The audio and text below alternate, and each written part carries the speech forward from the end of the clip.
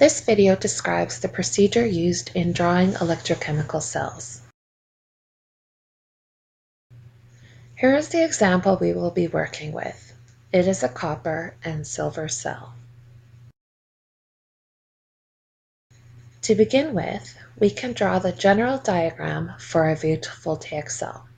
It should have two electrodes in two half cells and be connected with a wire and a salt bridge. Using the entities that we are given, we will need to predict the redox reaction. Copper metal will be our strongest reducing agent, and so it will undergo oxidation. Because it is oxidizing, it will be the anode in our cell. Silver ions will be the strongest oxidizing agent and will undergo reduction. They will be the cathode. This is what we will expect based on the notation that was used in the question. Not all questions will be set up this way, so it is important to understand that you may need to determine which entities will be the strongest reducing agent and the strongest oxidizing agent. Using the two half reactions, balance the number of electrons being transferred to determine the net redox reaction. In this step, we are labeling the anode and cathode.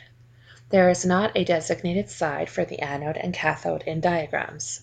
The anode was labeled on the right because it has the color of copper, which is our anode.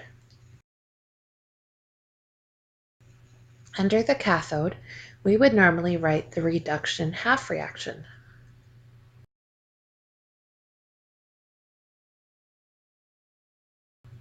Under the anode, we would normally write the oxidation half reaction.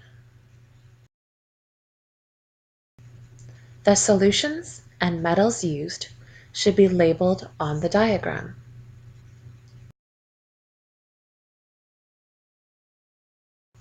It is also important to indicate which direction the electrons will flow in.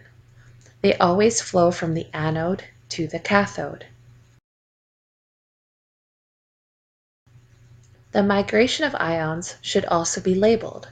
Notice that the cations, or positively charged ions, flow towards the cathode.